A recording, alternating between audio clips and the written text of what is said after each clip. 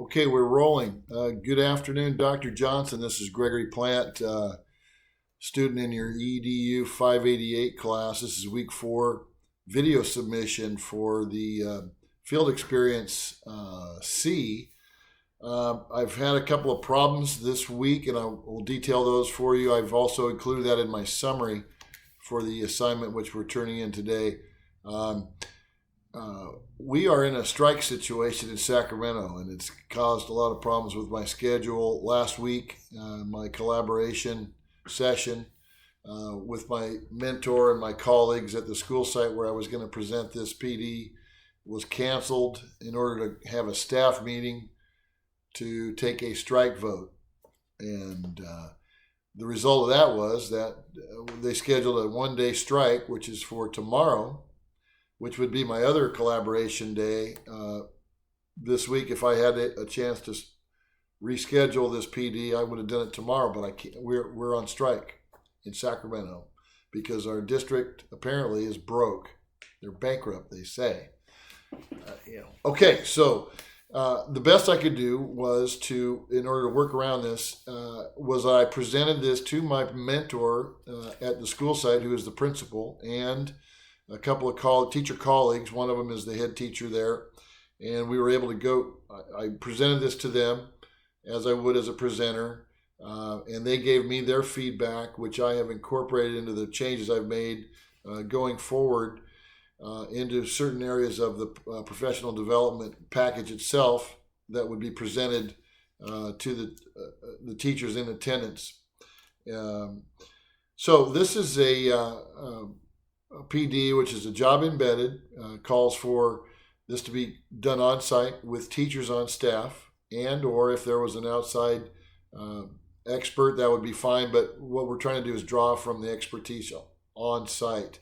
The makeup of our teaching staff is a dichotomous. There's a large group of older, more experienced teachers with many years of experience, and then we have a large group of young professional teachers who are in their first, second, third year of teaching. So this concept of the co-teaching tool works well to solve several problems. Obviously, with the job embedded part of it, we don't need to spend money to travel off-site. Not going to waste time traveling, staying places. We work this out in an hour a day. It takes one lesson. Teachers move into a classroom and observe a lead. This is the lead and support teacher model of co-teaching. So we'd have a lead teacher working on several parts of the lesson, and then the support teacher obviously would be helping in regards to several of the co-teaching protocols, and I'm going to go through those in a second. Now, the way the PD would begin would be a lecture from the presenter, myself, or the expert, and we'd go through these protocols, and there would be, as there is a link to a video, we would watch that on the smart TV in the classroom before we broke into our groups and went to an actual classroom. This is an actual lesson in real life with real life students in the classroom, where the teachers would go in and observe the lead teacher and the support teacher actually giving a lesson to the students, and they would take notes and bring back their reflections, and I'll explain that in a minute. The concept is that we have to achieve make learning behaviors, achieve behaviors for our teachers in order to affect the outcomes, the learning outcomes for our students. It's a cyclical cause and effect situation. And what's great about the co-teaching model is that as we become better teachers and support teachers become master teachers, this feeds the cycle of success at the school. It also, these lessons that are targeted for the needs of the student, which I'll go through in more detail in this package. We've taken the CASP scores for our students in both math and language arts, And unfortunately, some of those scores are not where they need to be. We have targeted areas of achievement that we want to reach. There's a targeted line for these students to reach by 2020. It's outlined in my work in the assignment. And these protocols are broken out here for the lead and support teachers as they move into the classroom. So the lesson or the PD would begin with my presentation, and it would, like any lesson, you would want to ask some essential questions to get the ball started. So what kind of things are we looking for when we go into this classroom? We would say, look, are we asking that what are the expected outcomes that we're looking for from our students? And that's an open question that we would ask to the teachers to discuss. We'd also ask about the best way to group the students for this lesson. And I'll come back to that in a second. And another question would be, because a lot of this goes to behavior, what is the established behavior expectations for the students? So there's a component of the learning for the students, the behavioral expectations, and then strategy for grouping students in the lesson itself. So this could either apply to both math or language arts literacy, which is one of the other targeted areas. Specifically for the lead teacher, and we would address this, I would address this to them as lead teachers that were taking the lead in that lesson, and lead teachers in the future who are going into the classroom to co-teach with their support teacher. These three things. What we're looking at are classroom management techniques, student engagement. We want to make sure our students are actively engaged in the lesson. So the strategies that the lead teacher uses for her lesson, his or her lesson, are very important. This is a key to getting the kids' attention and having them buy into the lesson, which obviously on the backside of it supports their achievement. Also, lesson organization and delivery is a very key element for the lead teacher. They are the masters of this theoretically, and the support teacher would be in the room learning these protocols from the lead teacher as the lesson is being taught. Now, as far as the support teacher is concerned, they would be addressed in the sense that this is what your role is. These are the protocols for you. These are the things that our teachers are going to be observing in the classroom in the PD as we are observing it in live time with real life students.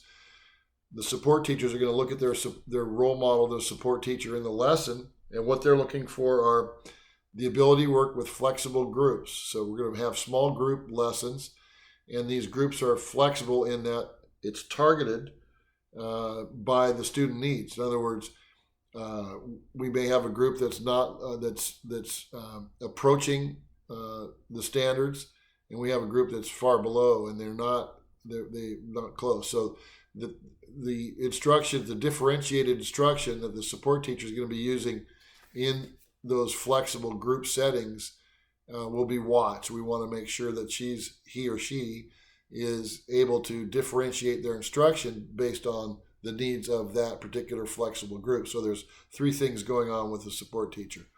And as that's observed in the classroom, we are directing our teachers who are observing to take note, look for those things, and we're going to critique that afterwards when we come back to the classroom. Then we'll watch our video on the smart screen about the video about co-teaching, which is fairly short. I think it's 5 minutes. And then we would take that information and go to the classroom, take our break, go to the classroom, watch this lesson being taught, math or language arts, and we will be able to flexibly choose those teachers for those lessons in the future. So going forward, it's flexible so that we can attack both needs, math and language arts. It's not this co-teaching model works for any subject matter in a multi-subject classroom. Okay, so we go to the classrooms, and I'm going to refer to my notes a little bit here, but this lesson is actually taught, and we'll be in there for 15 or 20 minutes watching the lesson. Then we come back to our PD classroom where we will bring the whole group back together, the model support lead teacher and the attendees for the PD. And what we're going to be doing there is debriefing. And what that includes is discussing the observations. We're going to reflect on what we saw. The teachers are going to have a breakout. They're going to be able to discuss what they want to present in their future PD, math or language arts. And we're going to have a reflection piece done on that. Now, we can either do a satisfaction survey or a Google Docs where everybody shares on one document and they take that with them. But there'll be a piece to close the discussion about what they viewed in the classroom with the co-teaching model. Before that happens, and before the end of the session, we are, as a PLC, a professional learning community, going to come together and as a whole decide an action plan going forward. Okay, so now we have adopted this co-teaching model as part of our job-embedded PDs going forward. Okay, now let's not just leave that hanging. We want to go take the next step. We want to make an action plan. So that plan would include perhaps coupling teachers together. We would allow them to choose if they wanted to, or if there was we saw a direct need where this teacher is a very good math teacher who came from that grade level, and she's an excellent master teacher. She should be paired with this teacher who's a support teacher who's new and whose students are struggling with that particular math aspect of math or language arts. So both ways, we would either allow them to find a lead teacher, support teacher combination for themselves and then plan their own lessons, or specifically target the needs of the students by virtue of our CAS scores and our teachers' learning needs model, which I'll go into in a minute. Okay, so it's very flexible that way. And at the end of the day, this action plan will be created. So we'd have, going forward from the first PD, at least an idea of where we're going with this co-teaching model as a job-embedded PD going forward at our school site. And it would be scheduled in terms of dates and times, and it would be very specific, we hope. So the key to the I'm going to find my notes here about the learning needs of the teachers, and I think it's important to go into here, which I would do in the presentation itself. From our needs analysis, we found that the teachers need to be able to create these flexible learning groups. What we're seeing is that they're great at doing whole class and or small group, but are they really being targeted flexibly so that we have like homogeneous groups where kids that are at a higher need, medium need, whatever those needs are being identified and then dealt with adequately in terms of targeting those specific needs they have. Maybe fluency, in math, it's, whatever the subject matter calls for, long division, decimal word, fractions, etc. So those flexible group targeting would be a key need that the teachers need to have in place going forward. So we've identified that, and we're going to address that in these PDs, in this PD. They also need to learn how to plan and analyze differentiated strategies. So differentiated instruction, obviously, to satisfy the needs of the kids. Again, some of these teachers are very good at it, some of them not so much. So part of the PD with the co-teaching is that we would include differentiated instruction as part of the lead teacher's to-do list in the class, in that lesson. And then the support teacher is going to follow that and learn from it, obviously. There's a quote in here that I would use before we went to the classroom, which it's by an anonymous teacher. I'm sorry, I'm looking at my notes really quick, but I think it's kind of poignant, and it goes something like this. If I can I couldn't find it. I'm sorry. Let me see it. Let me see it in action, and I can do it. And I think that's kind of where the teachers are coming from. If they see something in play, in action, in the classroom, real time, being demonstrated by a master teacher, and see the reaction of the students to it in real time, that goes a long way.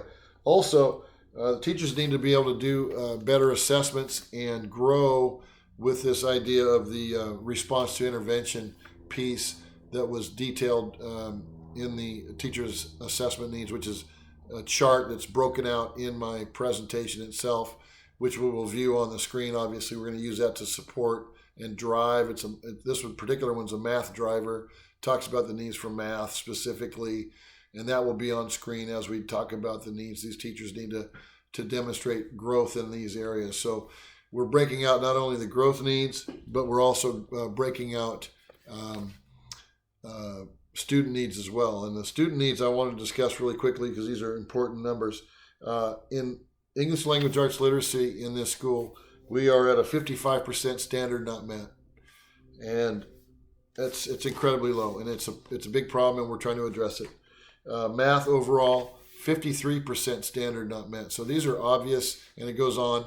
And there's a breakout of that, more detailed information in my paper presentation. But those are the driving needs that are pushing this co-teaching model and the need for it. And so these are real actual needs, student learning needs, not perceived.